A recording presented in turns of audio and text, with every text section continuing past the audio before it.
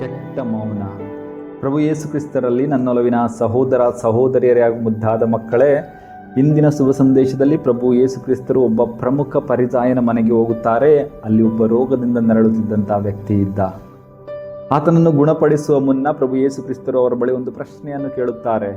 ಸಾಬ್ಬತ್ ದಿನದಂದು ಈ ವ್ಯಕ್ತಿಯನ್ನು ಗುಣಪಡಿಸುವುದು ಸರಿಯೋ ತಪ್ಪೋ ಎಂದು. ಅದಕ್ಕೆ ಅಲ್ಲಿದ್ದಂತಹ ಪರಿಸಾಯರಿರಬಹುದು, ಸದ್ದುಕಾಯರಿರಬಹುದು, ಯಾವುದೇ ರೀತಿಯಾದಂಥ ಉತ್ತರ ನೀಡಲಿಲ್ಲ. ಬದಲಾಗಿ ಅವರು ಮೌನವಾಗಿದ್ದರು. ಹಾಗೂ ಪ್ರಭು ಯೇಸು ಕ್ರಿಸ್ತರು ಆತನನ್ನು ಗುಣಪಡಿಸಿದ ನಂತರ ಮತ್ತೊಂದು ಪ್ರಶ್ನೆಯನ್ನು ಕೇಳುತ್ತಾರೆ. ಅದಾಗಿದೆ, ಸಬ್ಬತ್ ದಿನದಂದು ನಿಮ್ಮ ಮಗ ಅಥವಾ ಎತ್ತು ಯಾವುದಾದರೂ ಅಪಾಯದಲ್ಲಿದ್ದರೆ ಅದನ್ನು ನೀವು ರಕ್ಷಿಸದೆ ಯಾರಾದರೂ ಇರುತ್ತೀರಾ ಎಂದು.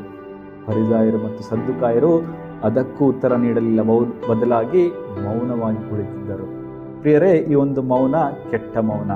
ಹೇಗೆಂದರೆ ಅವರು ಪ್ರಭು ಯೇಸು ಕ್ರಿಸ್ತರನ್ನು ಒಪ್ಪಿಕೊಂಡಿದ್ದರಿಂದ ಮೌನವಾಗಿ ಕುಳಿತುಕೊಳ್ಳಲಿಲ್ಲ, ಅಥವಾ ವಿನಯದಿಂದ ಮೌನವಾಗಿ ಕುಳಿತುಕೊಳ್ಳಲಿಲ್ಲ, ಅಥವಾ ಸತ್ಯವನ್ನು ಅರಿತಂತಹ ಅವರು ಮೌನವಾಗಿ ಕುಳಿತುಕೊಳ್ಳಲಿಲ್ಲ. ಬದಲಾಗಿ ಅವರ ಒಳಗಡೆ ಒಂದು ಒಳಸಂಚು ನಡೆಯುತ್ತಿತ್ತು. ಹೇಗೆ ಈ ವ್ಯಕ್ತಿಯನ್ನು ಮುಗಿಸಬಹುದು ಎಂದು ಅವರು ಪ್ರಭು ಯೇಸು ಕ್ರಿಸ್ತರ ಬಳಿ ಮಾತನಾಡಿ ಬಗೆಹರಿಸಬಹುದಾಗಿತ್ತು. ಆದರೆ ಅದು ಮಾಡಲಿಲ್ಲ. ಬದಲಾಗಿ ಅವರ ಈ ಒಂದು ಮೌನ ಪ್ರಭು ಯೇಸು ಕ್ರಿಸ್ತರನ್ನು ಶಿಲುಬೆಯ ಮೇಲೆ ಏರುವಂತೆ ಮಾಡಿತು.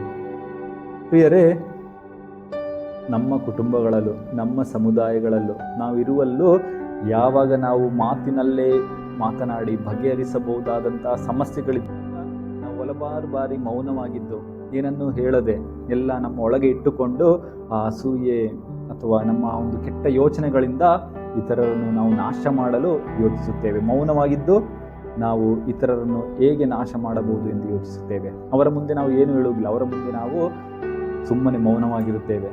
ಆದರೆ ಅವರ ಹಿಂದೆ ಅವರ ಹೆಸರನ್ನು ಹಾಳು ಮಾಡಲು ನಾವು ಅದೆಷ್ಟೋ ಬಾರಿ ನಡೆದಿದ್ದೇವೆ. ಹೌದು ಪ್ರಿಯರೇ, ನಮ್ಮ ಕುಟುಂಬಗಳಲ್ಲಿ ಗಂಡ ಹೆಂಡತಿಯರ ನಡುವೆ ಜಗಳಗಳು ಮಾತಿನಲ್ಲೇ ಬಗೆಹರಿಸಬಹುದು. ಆದರೆ ಹಲವಾರು ಬಾರಿ ನಾವು ಮೌನವಾಗಿದ್ದು ನಾವು ಇಂದಿನಿಂದ ಚೂರಿ ಹಾಕಲು ಹಲವಾರು ಬಾರಿ ಪ್ರಯತ್ನಿಸಿದ್ದೇವೆ. ಆದ್ದರಿಂದ ಇಂದು ಪ್ರಭು ಯೇಸು ಕ್ರಿಸ್ತರ ಈ ವಾಕ್ಯವನ್ನು ಆಲಿಸುತ್ತಾ ನಾವು ಆ ಪರಿಸಾಯರಂತೆ ಸದ್ದುಕಾಯರಂತೆ ಕೆಟ್ಟ ಮೌನವನ್ನು ನಮ್ಮಲ್ಲಿಟ್ಟುಕೊಳ್ಳಬಾರದು.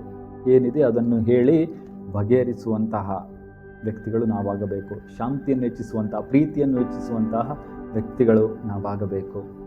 ಬದಲಾಗಿ ಇತರರನ್ನು ಶಿಲುಬೆಗೇರಿಸುವಂತಹ ಕೆಲಸ ನಾವು ಮಾಡಬಾರದು.